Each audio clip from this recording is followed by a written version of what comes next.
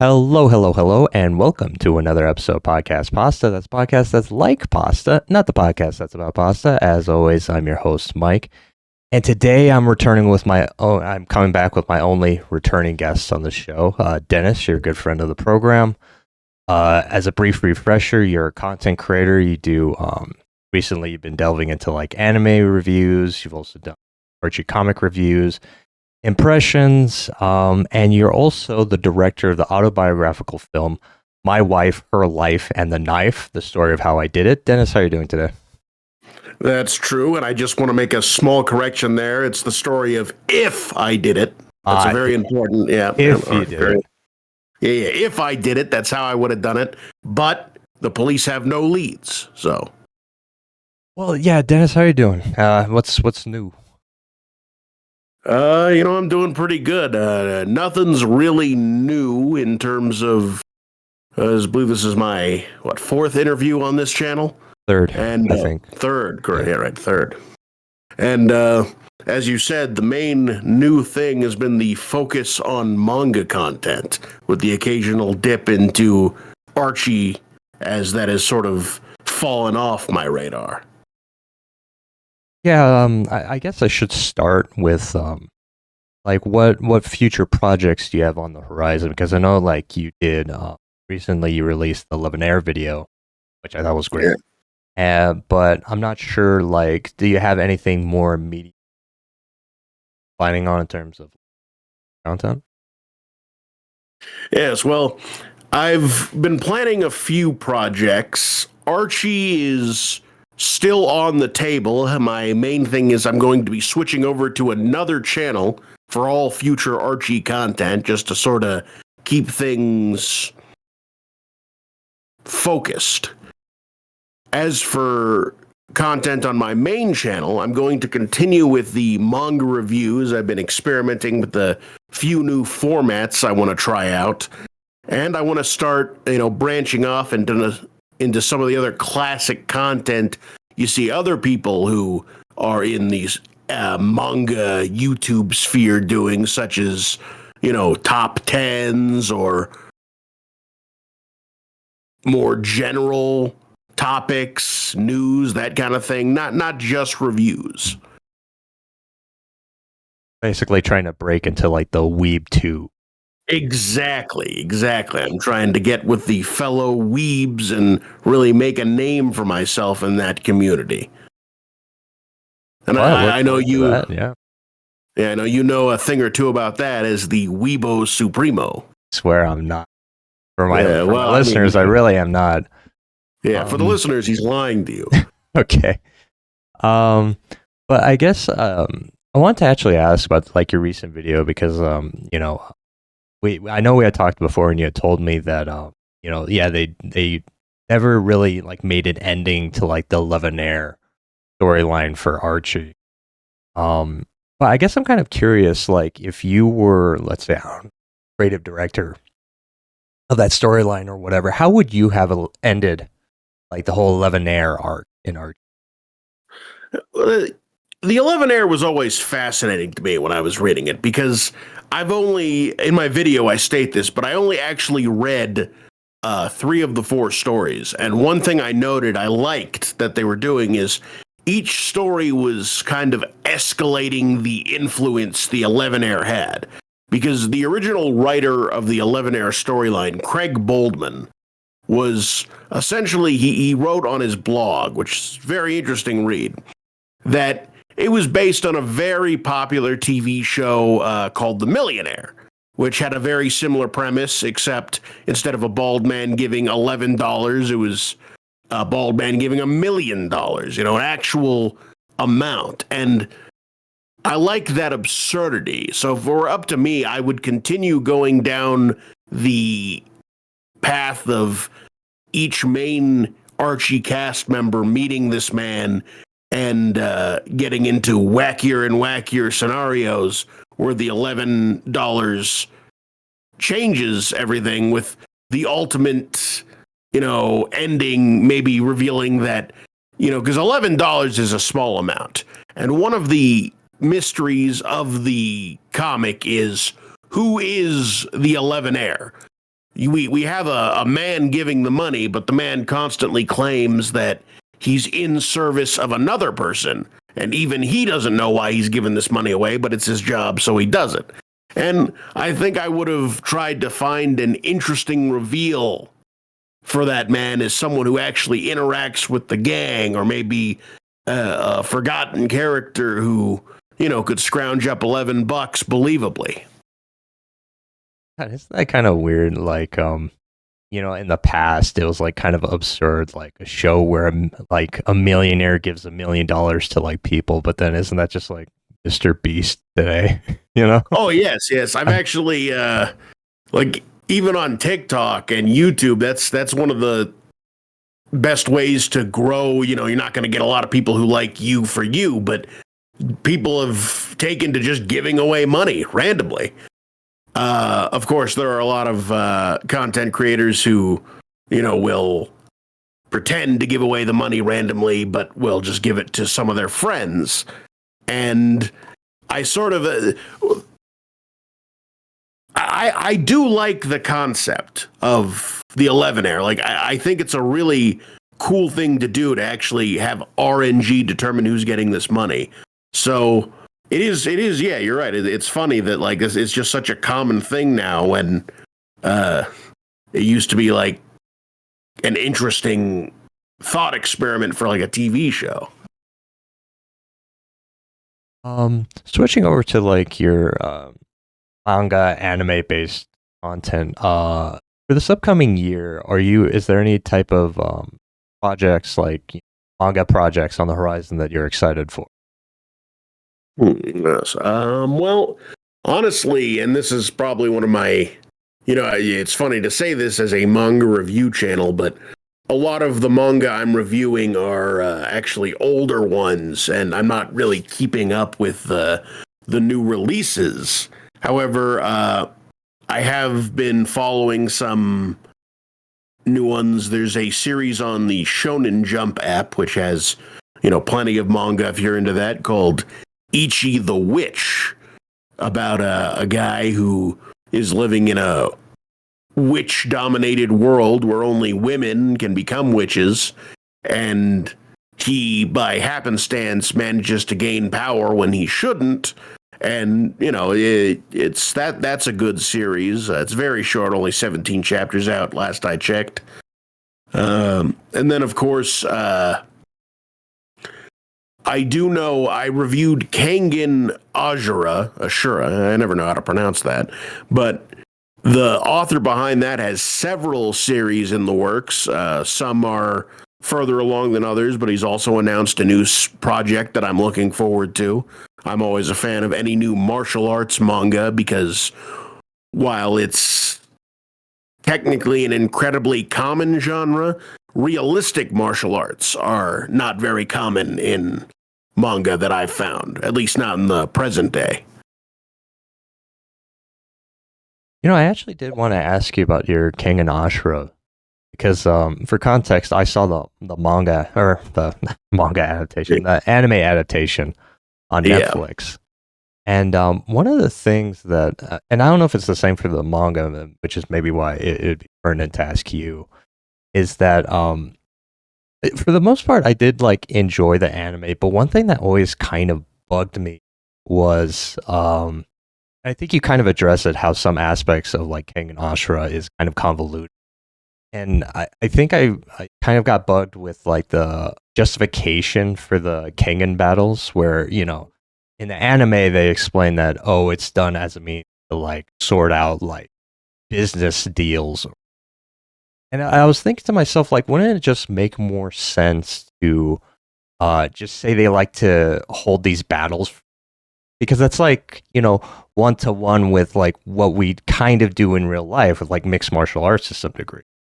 Right? It like feels like, the author was avoiding trying to have any like commentary by like coming up with this convoluted reason, like, oh no, they're not like, they don't want to have these battles because they're like sadistic people. No, there's like a logistical like peacekeeping reason for it. And I never bought that. Yeah, I mean, realistically, I get what you're saying, because the fighting like the Kengan matches are a set piece. I think that, like you said, like it's very common. Like as someone who's seen, I haven't seen the second season, but like in Squid Game, that's one of the primary reasons for the games is entertainment for sadistic people, and I feel like it's a very common and it's very relatable. It's understandable.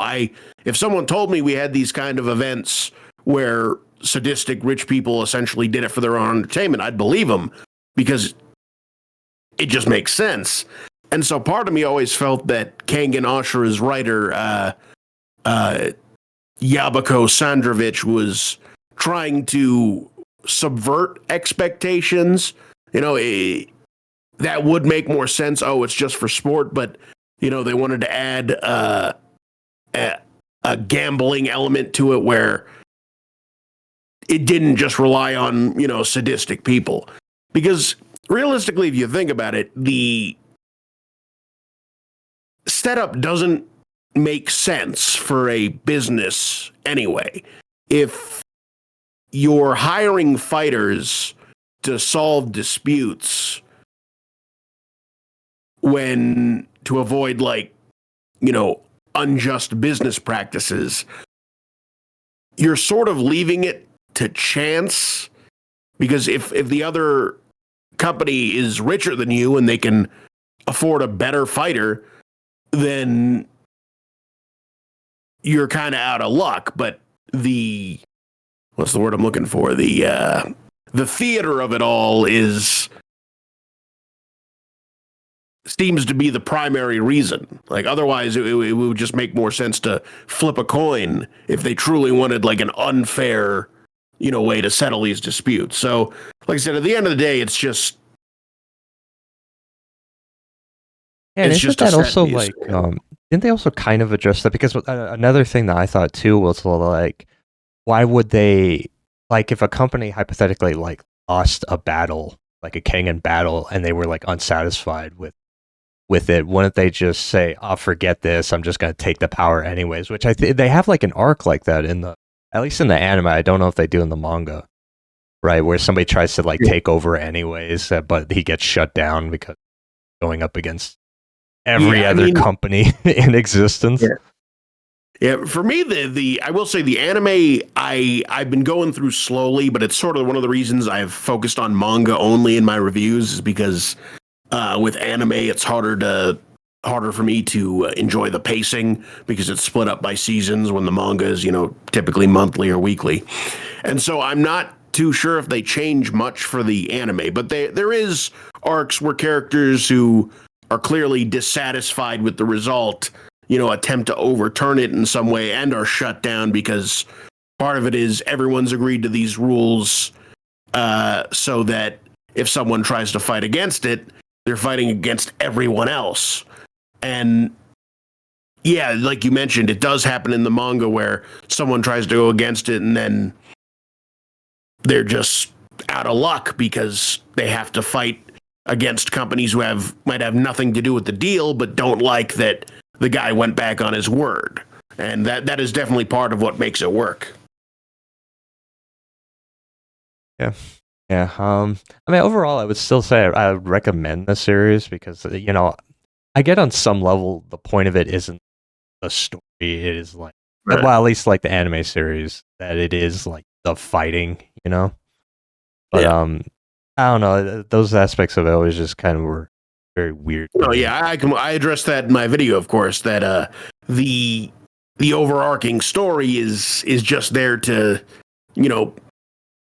check off some boxes. Yeah, we got a story. Yeah, we got intrigue. But the fights are, there to do the actual get you into the manga. It's actually, which I won't spoil it because I'm definitely going to review it.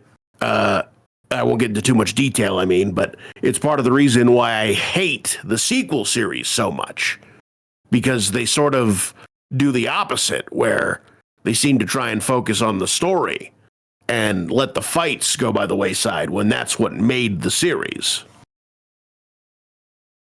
So with the current scene right now, the big series, at least from an anime perspective, is Dandadan and Yeah. Dungeon Meshi. I don't know if there's anything else big right now. Those are the two big ones that at least I'm aware of that I've been following. Have you been following any of those shows, like any of the new stuff? Yes, I've generally I try to if there's a manga version, which usually there is, I'll follow that. Which I've been reading Dan, and I have watched it too because killer opening and the animation's great. It's one of the. Oops, sorry about that. No, you're good. It's one of the few animes where I feel like okay, yeah, it's definitely benefiting from all the sound design and the action. Dungeon Meshi, I'm currently going through as well. I don't remember if there was a manga version. I know it was a Netflix. Actually, like they produced the show or something along those lines. Yeah, Might I be think getting like that wrong. distribution. I think because it's Yeah, that's also right. Oh, I know. I don't know if because I know Dan is like cross distributed with like Crunchyroll, so you can watch on both Crunchyroll and not sure if Dungeon Mesh has the same like thing behind its distribution, but yeah, it is. Netflix is the distributor. Yeah, Yeah, and yeah. Besides those, which I really enjoy, I should mention Dungeon Meshi. I always enjoy a good slow paced cooking show. You know, is what it basically is. And besides that, I know some other popular ones. Sakamoto Days. Have you heard of this one? I've seen like advertising for it, but I haven't had Yeah. a chance to actually watch it myself. It's like an ex like mobster tries to like live a life like a store clerk or Essentially, yeah, something. yeah. The top assassin leaves the crime life behind to get together with the girl he loves, and it's a comedy about how people don't expect that based on his old personality, and he keeps running into people, but he promised not to kill anymore. So that's it's a good series. I know there's some worry because the anime was recently announced, and a lot of people are seeing the animation previews, the trailers, and a lot of them are worried that it's not looking too good. Obviously, as a manga primary, it's not a huge concern to me, but I know that's going on. Yeah, I figured you were probably going to be a fan of Dungeon Meshi because of like inspiration from it, Oh and yes, yes. like part of the reason why I also kind of drew me to it too. It's so funny because I remember like I think it was somebody from like IGN or something. I remember did an interview with the creator and they asked like what I would also imagine would be obvious questions like, oh, what got you into cooking or anything? And it turns out like the manga creator is like not into cooking at all actually. He's more into just D&D, and the cooking was just like oh whatever, like a side thing to consider. And I remember a lot of people were giving the interviewer flack, and I'm thinking like I don't know, like trying to sympathize with fellow interviewers, kind of what I do. Yeah.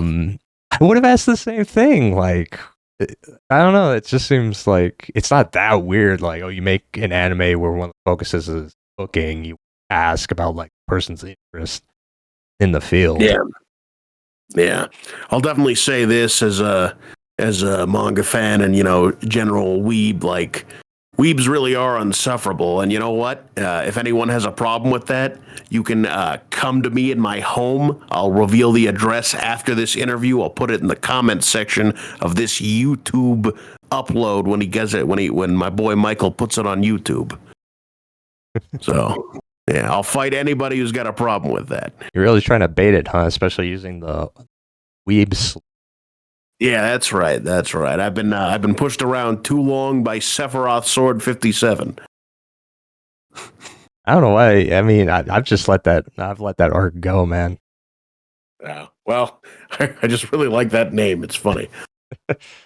Um, yeah, it's like with thing. I think it's also like the opposite of I think like the Hannibal series, like Silence of the Lambs. Where, that guy's actually just really into cooking, and the murder stuff was just like he's not really like the like true crime or whatever. He's more really into cooking. Yeah. Um, but I don't think I've had you on since I've kind of introduced this question. But Okay. you know, you and me, we probably have very different audiences with specifically reviewing anime, and I don't think I've ever done an anime specific or like manga specific like reviews. Like I know I do media reviews, not specifically in that genre because again, that that big into it. But Yeah. I guess keeping that in mind and considering the fact that let's be honest, not a lot of people are going to listen to our episode. Maybe like Bruno might. Hey Bruno. Hey, Um, Bruno. I guess you could take the time here to kind of vent about like, is there anything you want to kind of vent or rant about that you don't think would normally come up in your own content? Okay, well, first off, disregarding that blatant lie about you not being into anime and manga, as the Weibo Supremo, I will say one thing that I guess I'm not a huge fan of with the recent trends in manga that I've been seeing is because I read a lot of isekai, right? Right. Yeah. And You for like those this? unfamiliar, Yeah. yeah, exactly. And that's the another world genre. And the thing about it is, I have nothing against the plot line. A lot of my favorite Western fantasy books actually involve an isekai plot line of just fall because it's an interesting way to tell a story. And the reason this might not come up on my channel is because I try to avoid.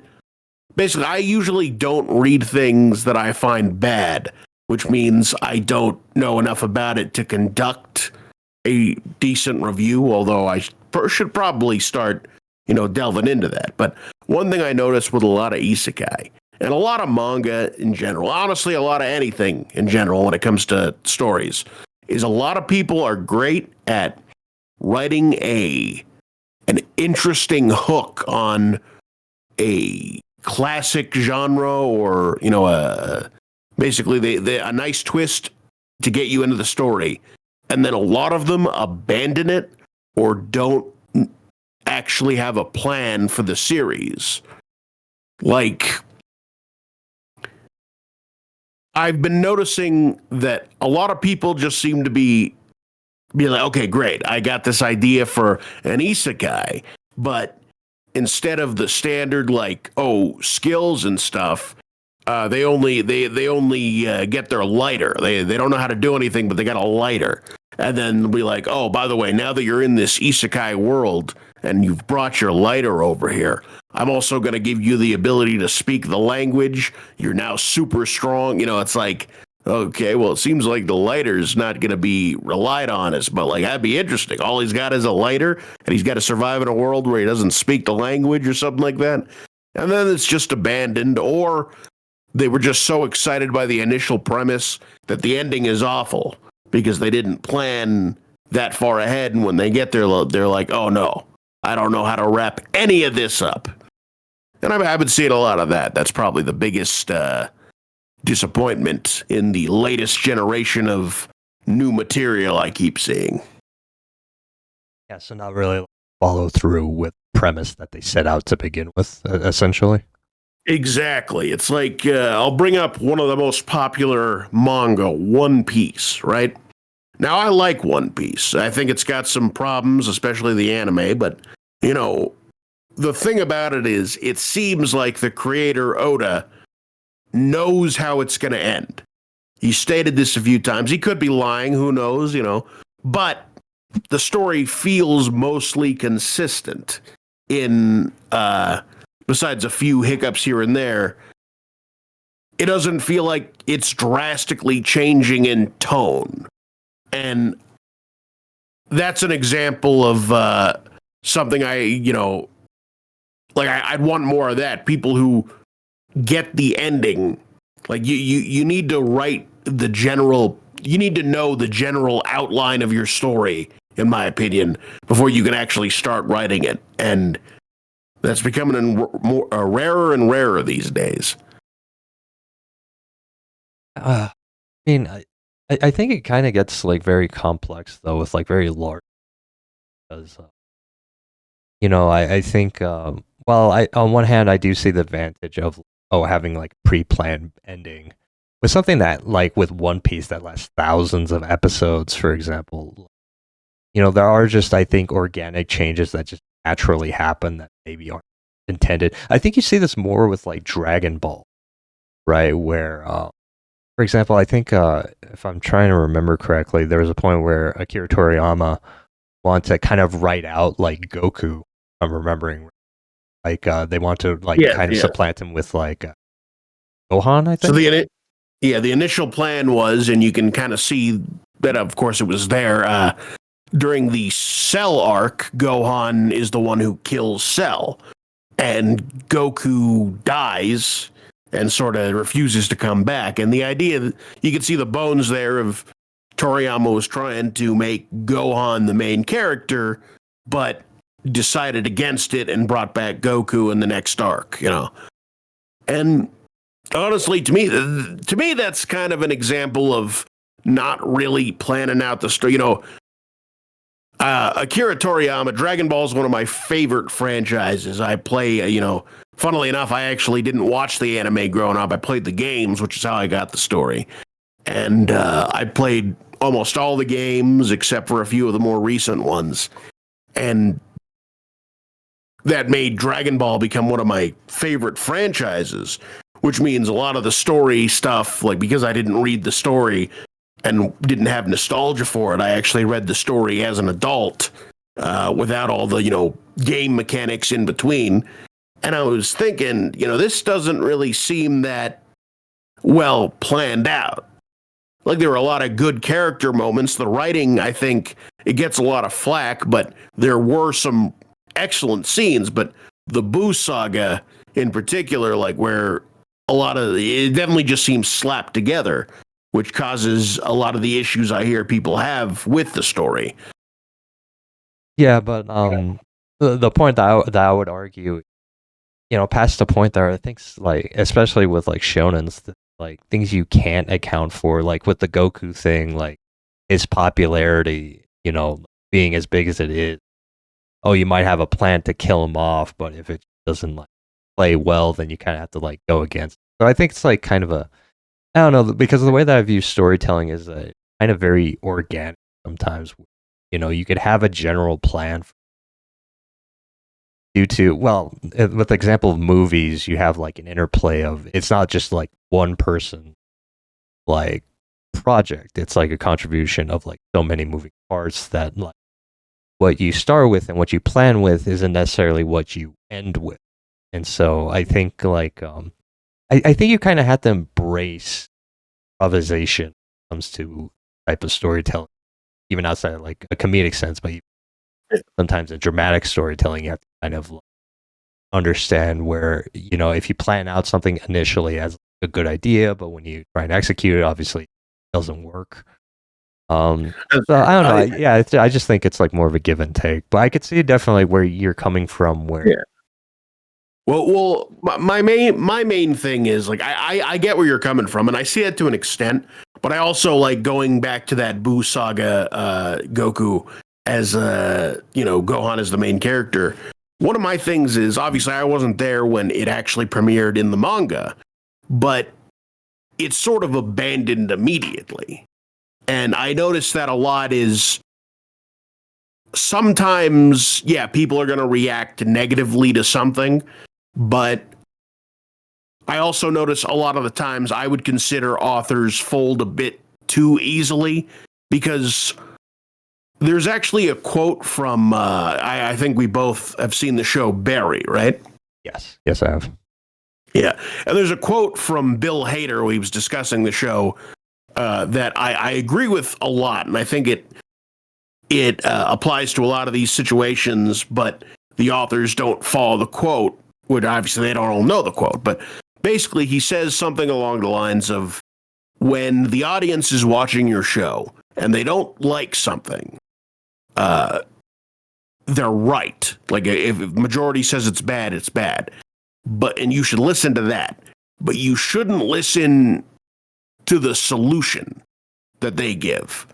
because they know something's bad, but they don't necessarily know why it's bad or why they don't like it. It's just, it's not flowing well. And I've noticed that the reason I like that quote is because a lot of the times there are things that I would be watching that I'm like, I'm not a huge fan of this. And sometimes it'll keep going and they'll make a change. And I'm like, well, I don't like the change they made either. It doesn't flow well with the story, and clearly they wrote part of the story to account for their initial vision. And while it is important to be flexible in, like, oh, as you write the story, the details change and what you initially planned might not be able to mesh with what you've written, like when you planned it so long ago. But it's still important to, like, if you need to make the change, it's important to write around that change and make the rest of the story consistent.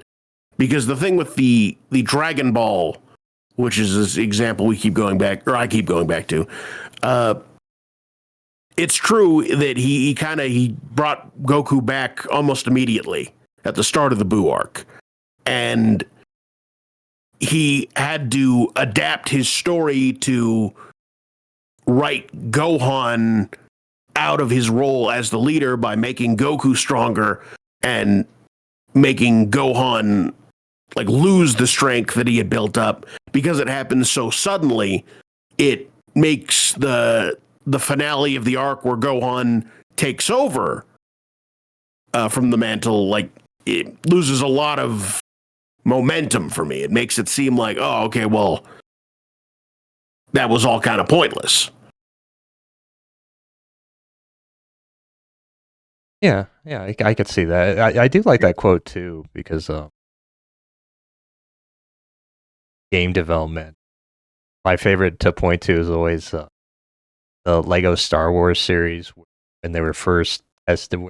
They were first like having like test audiences play the game. They found that like people hated that, but like the developers were like, no, let's run with it. And then like now it's just like a huge franchise, you know. Yeah. So It's actually, I was gonna say, like, in games too, like Baldur's Gate 3, obviously the big game of last, or I guess 2 years ago now, and the one of my favorite games, actually has a bit of an issue where they had a beta where you could play the first act, and they took a lot of feedback, especially from Reddit. They named Reddit as a specific point. And this led to some excellent changes, but it also led to some, in my opinion, really noticeable issues. Like, there's a companion that only gets added because people loved him in the beta. They said, we want this guy to be on our team. And they added the companion. The voice actor got more work. It was a good thing for the people who wanted it. But the companion himself, Halcyon, is noticeably lacking in content because he was very clearly a last-minute addition. And part of it always feels like this is a great game, yes, but other areas that aren't as fleshed out, that maybe the resources they use to add this guy's dialogue and small quest hooks could have been used elsewhere. And, you know, it's sort of, yeah, that's why that quote actually really sticks to me, because I'm just thinking, like, why did you listen to these guys without actually following through? Yeah, exactly. You didn't have the resources to make Halcyon interesting. Again, this is subjective. I'm sure there are people who still love his storyline, but it definitely is not that. And I think the best example would be like one of the main characters was completely rewritten. I think this is actually the best example I could use, because Will had a storyline that made him very unlikable in the first act in the beta. They completely rewrote him because people were not responding to it.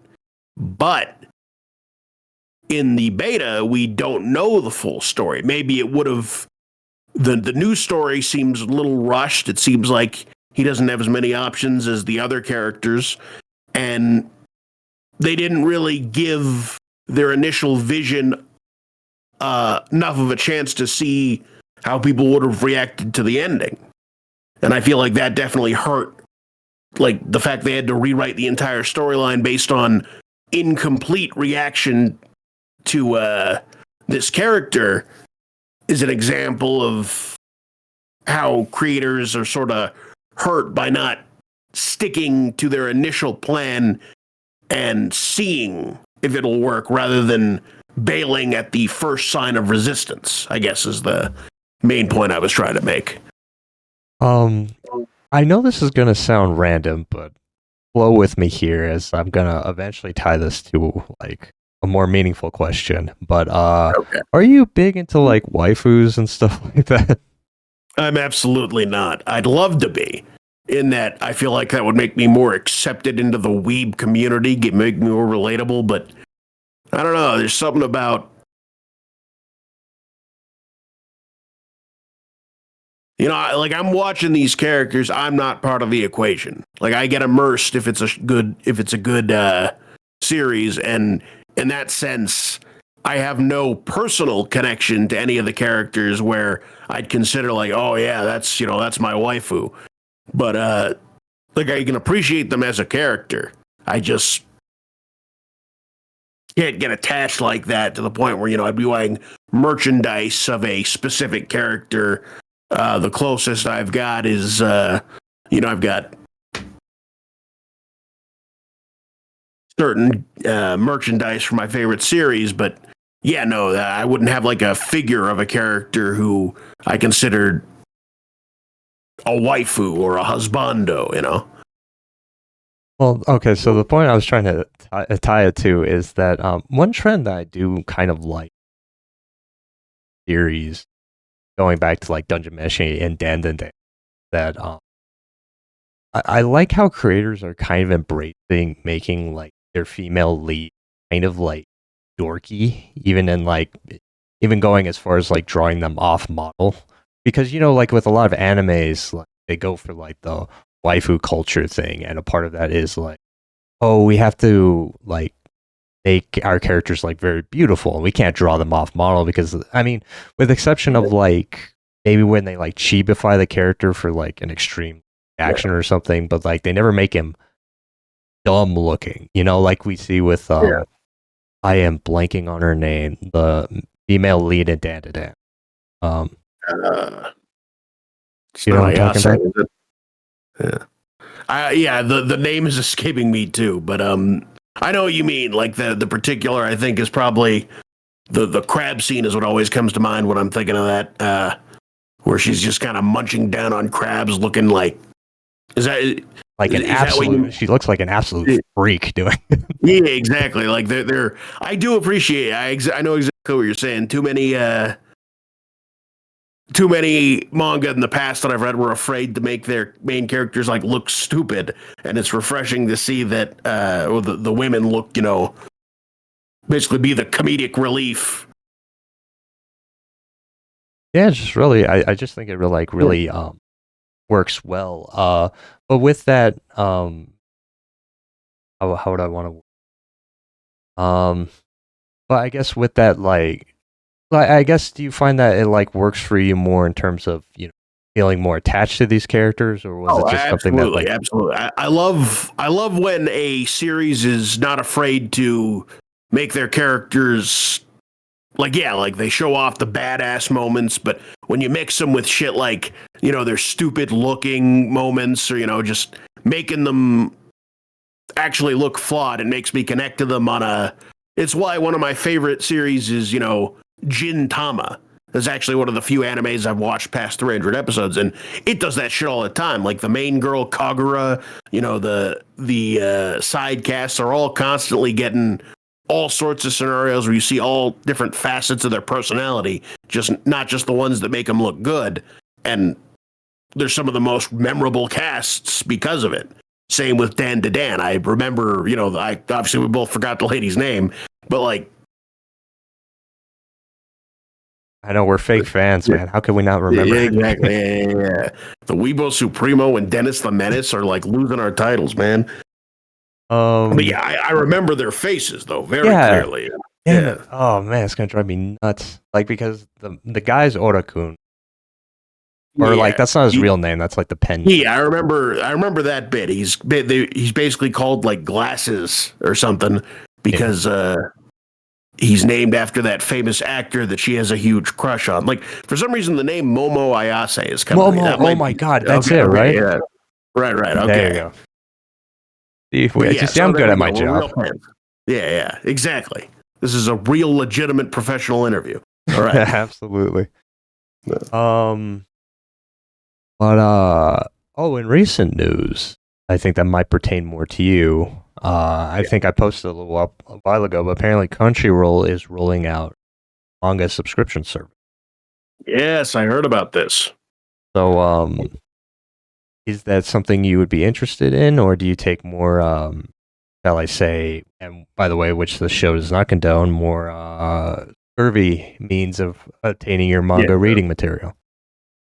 So to expand on this, first off, I want to say I do not trust Crunchyroll as a reliable. What's the word?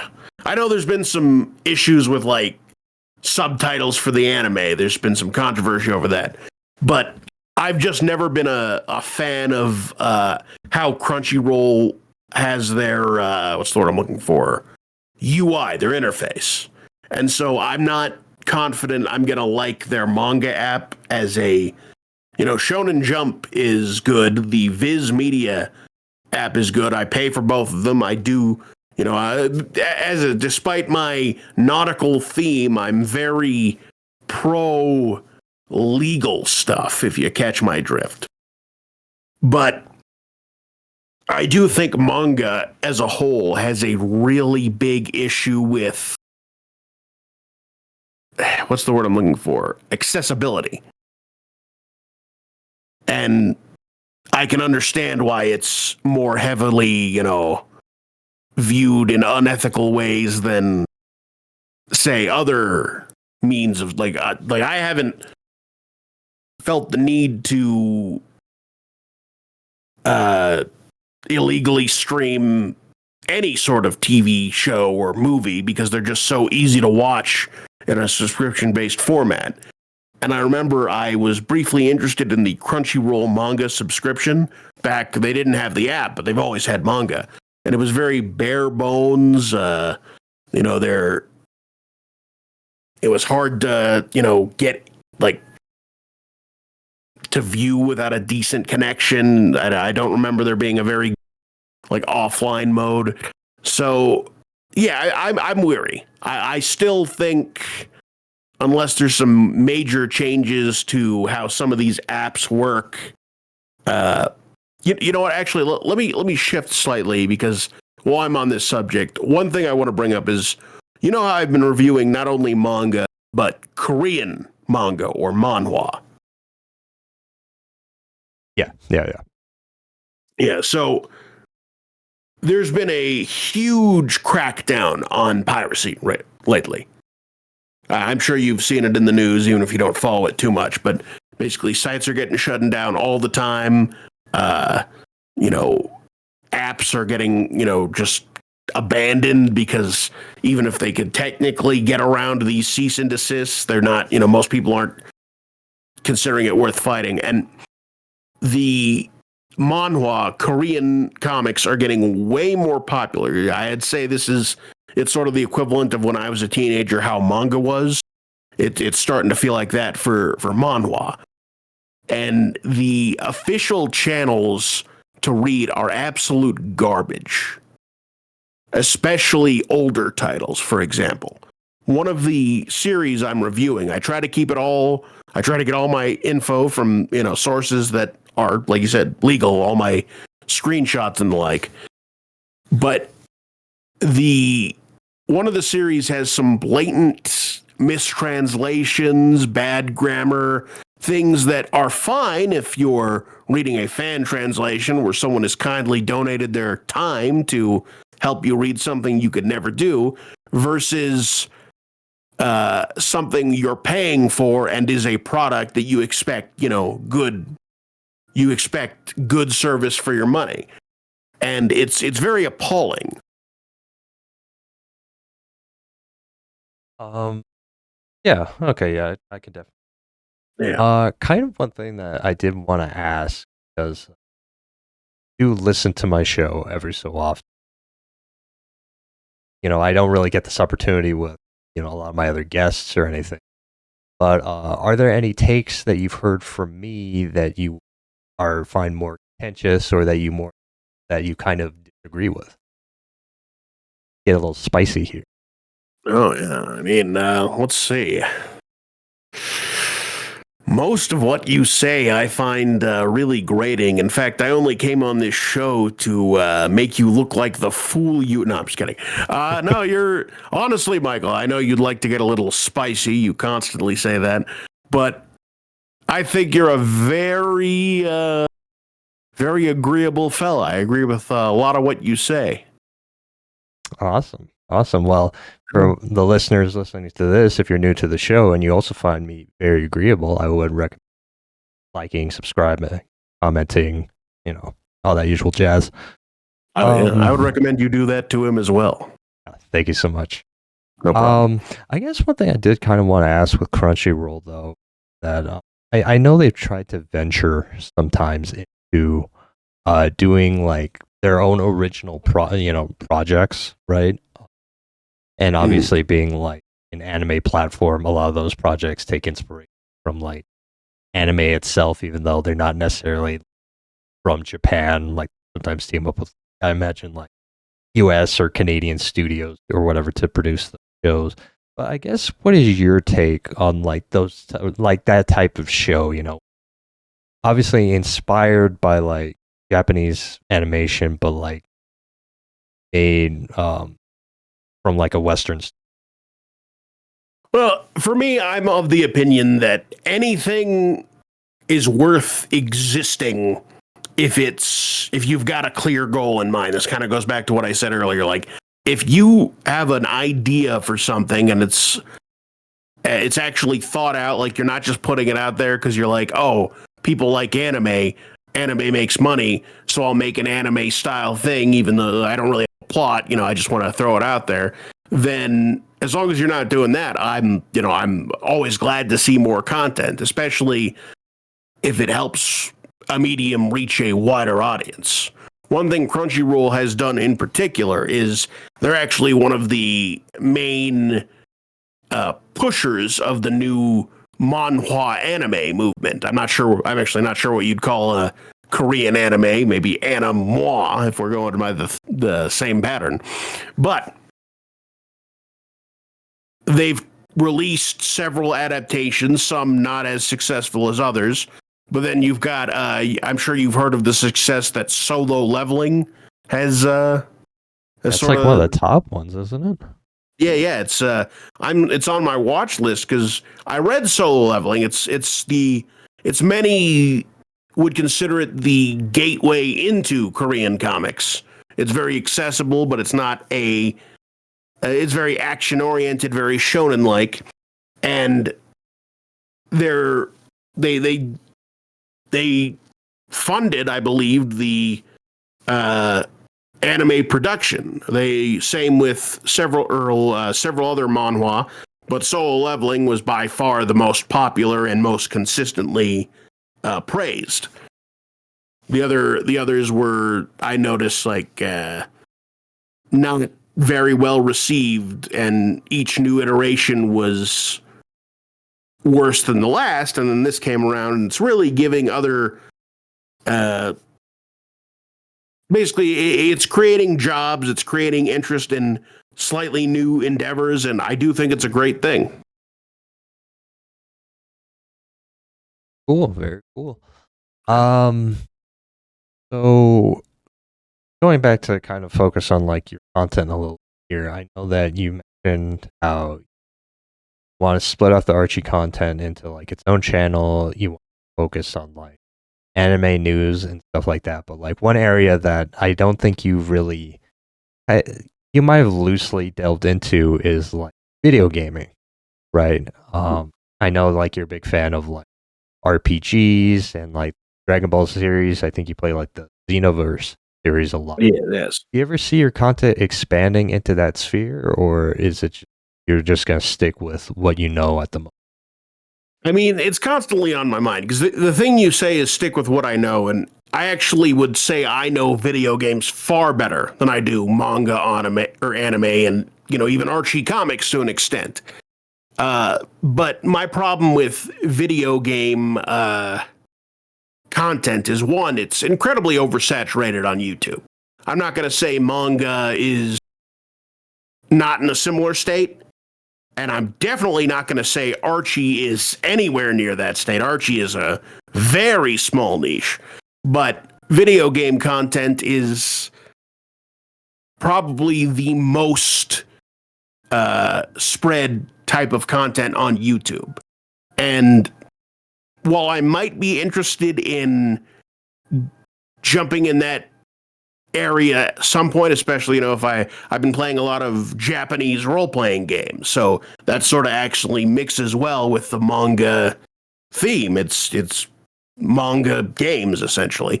But I feel like I need to build a more stable following before I attempt that.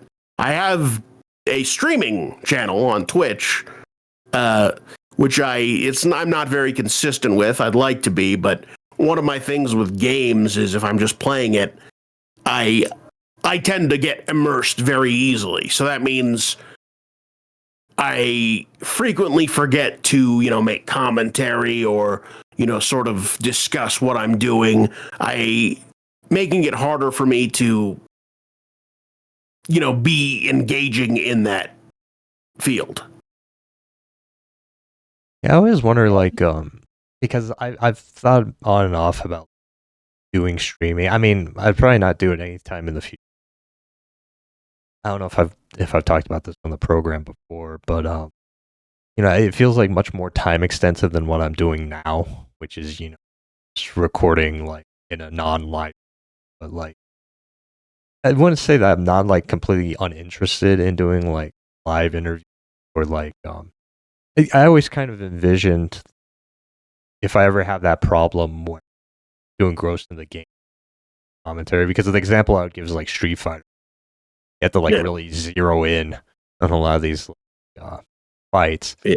Is teaming up with somebody else that could provide the commentary, so doing a dual thing. I don't know if there's any way that already kind of does something like that, or if it would the popular the interest of your show between two personalities, right? Yeah. I mean, I do think, because to me, I think it's far easier to make that sort of content with another person, which, yes, after this, we'll, of course, make our famous stream as of this moment, the Dennis and Michael play Spelunky 2. I don't know, we'll think of something. Spelunky but 2. Yeah, Spelunky 2. But, yeah, it's definitely easier when you've got another person to talk to sort of remind you that, yeah, you need to be talking with people. Because that's the thing about Twitch chat is, well, especially if you have no viewers at the start, you're going to sort of get used to streaming with nobody there, and you might start to think, okay, well, it doesn't really matter if I say anything, there's nobody there. And then if someone does pop in, they're going to see some guy not talking. But if you've got somebody there, that's never really going to come up, because you're going to want to talk to the person you're, in a voice call with or in the same room with, even if you don't have an audience. I will say though, from what I've seen, you're pretty decent at keeping, not necessarily anyone watching or outside of me or other people occasionally come on. I mean, it's definitely something I've gotten better. Every time I stream and every time I make a video, it's a little bit more knowledge than the last time where I'm like, okay, I gotta remember not to do that or to do this. But with streaming, it's like when I'm making a video, I've sort of realistically, I could crank out a video of the standard quality I've been doing within a day. Just writing a script, I could do that very easily because I've really adapted to the editing process. I've got a lot of presets. It was easy to pick up. But with streaming, it always feels way harder to, I gotta force myself. And that is to say, I still like streaming, especially if I have an audience. But when I with YouTube, it's the audience isn't live, so you don't have to worry about it at the moment. You're not constantly looking at the thing, saying like, okay, well, am I being entertaining enough? Well, you'll see. You've already done everything you can. You've just got to wait. But with streaming, there's always this sense of urgency in your head where it's like, man, I got to be just a bit more entertaining, and I don't know if that was entertaining enough. So while I do think, I've been getting a little better, and I don't think people would necessarily be unentertained during my stream. It's just a bit more stressful. Yeah, and I would also imagine, that's with any content creator. Also kind of like captured market, so it's harder to break out and stuff like that. I know with Twitch in particular, I've been looking into maybe doing some YouTube streams. I tried it once. I know I've got a lot of presets on my Twitch stream that now I haven't even looked into. I'm sure that basically as the years go by, it's getting easier and easier to make quality streams without having quality equipment just due to the features being added. So, that might be an area I look into, keep all my content on the same plane too. One kind of bad thing though, I guess it depends on the type of creator that you are, that, it's obviously very good at like keeping the volume and everything of your streams, but, obviously YouTube first and foremost is built like for videos and not, it wasn't really built necessarily for streaming, at least, when it was centralized. So like it mixes your VOD in with all your other videos, and I could kind of mess with like. Yeah, that is definitely, for me, I'd probably like delete the VODs or add them to like a playlist until I could sort it out. But, I do appreciate one thing. I think I didn't even realize, because I was so used to watching, I only watch like one or two streamers, and usually they're on YouTube. And I didn't even realize that for the longest time, I don't know if it does now, but Twitch doesn't let you go back in the stream during the stream. So with YouTube, you can actually watch the stream and then maybe pause it for whatever reason, and then it'll pause where you left off. It's being recorded as you're watching, and you'll be behind, obviously, but you don't have to wait for the stream to end and then get uploaded to go back to a moment you saw if you wanted to rewatch it. Yeah, that is very. Yeah. But I think if what I want to. So I guess with. How to say? No, I know like recently, YouTube also announced that they were going to update. I don't know when they're going to roll it out, because I've heard from a while back ago that they're going to like increase the length of shorts to be like 3 minutes, but I haven't gotten the update as far as I know. I don't know if you have, but with like these longer shorts, is that kind of something that you would consider for I don't know, your own content, like taking the snippets as like kind of a, I like to call it like a stinger. That's what I like to do for like my own episodes, to kind of gauge interest and like bring people in. Is that something that you'd be interested in expanding on your own end? Because I know you have done shorts in the past, but you kind of like sort of fallen off of that, and I kind of had some success with it. Is something that you would like expand on? Yeah, the thing with shorts is that they're comfy and easy to wear. Yeah. Exactly. Yeah. Okay. The interview over. No.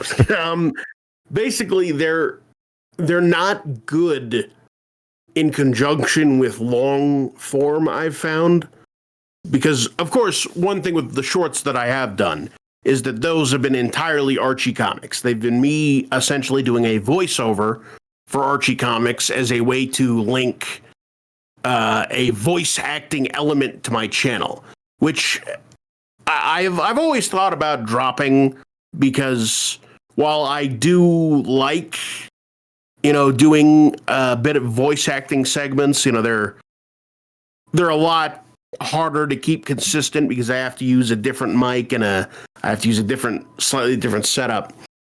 And I've just noticed that even when I did do, once or twice I did manga content, a a lot of the experiences I've seen, plus my own, have shown that the people watching shorts, even the longer ones, generally are not the same people interested in long form content.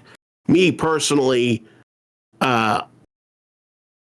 whenever I go to a channel, I only watch long content. And even if they have shorts, I might check it out just to see, why are they making a short?